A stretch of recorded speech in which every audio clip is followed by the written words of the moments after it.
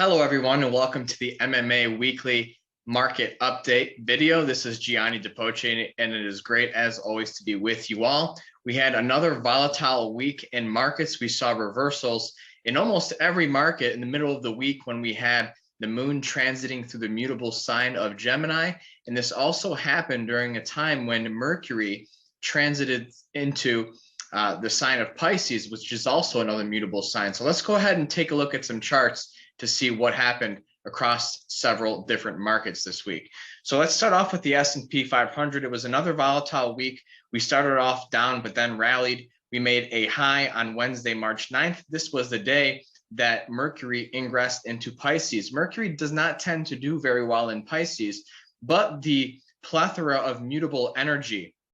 We had we have the sun in Pisces, we had the moon in Gemini at this time, and then we had Mercury joining the foray. And keep in mind also that we have Jupiter and Neptune still in Pisces as well. So needless to say, there is a lot of mutable energy floating around in this market right now, which leaves us very ripe for reversals across all different types of markets. But we did close at a new low for the week in the S&P 500. And so we will actually be giving an update for our monthly, well, not an update, but we have our publication, our monthly publication for the MMA cycles report coming out on Monday, March 14th. So we'll be updating our outlook for stocks, bonds, crude oil, metals, and currencies in that report. So I would highly encourage you to check that out. We also saw some reversals in cryptocurrency markets. Bitcoin made a high on Wednesday as well. And then we reversed right around the same time when we had that excess mutable energy unfolding. So that was the big transit that unfolded this past week. And we also had the the Venus-Mars conjunction that unfolded on Sunday, March 6th. And, you know, in theory, these reversals happened within an orb of that aspect. Because we saw Venus and Mars ingress into Aquarius, and then that conjunction happened on the 6th of March. So we did see reversals in some currency markets within a 3-day trading orb.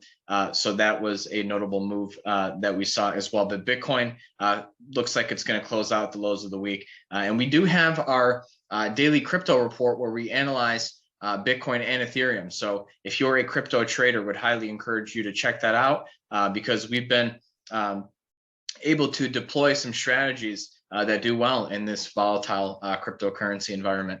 We also saw crude oil come back pretty significantly from its high that formed last week. But by Friday, we did manage to stabilize the decline.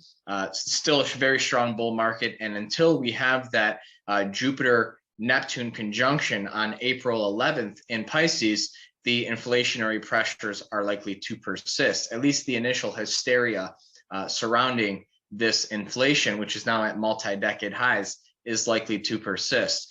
So that doesn't mean that the inflation is going to go away after April 12th, but rather it may come to a point where it either cools off for a few months or the public accepts it as a new normal, so to speak. But crude oil pulled back pretty sharply. We also saw a lot of the grain markets like corn stabilized its rise, but did close the week in a pretty strong manner. And we saw wheat pull back pretty sharply, but by Friday caught a nice bid and managed to recover a lot of the losses from Thursday. If we look at soybeans as well, soybeans continues to consolidate near its highs.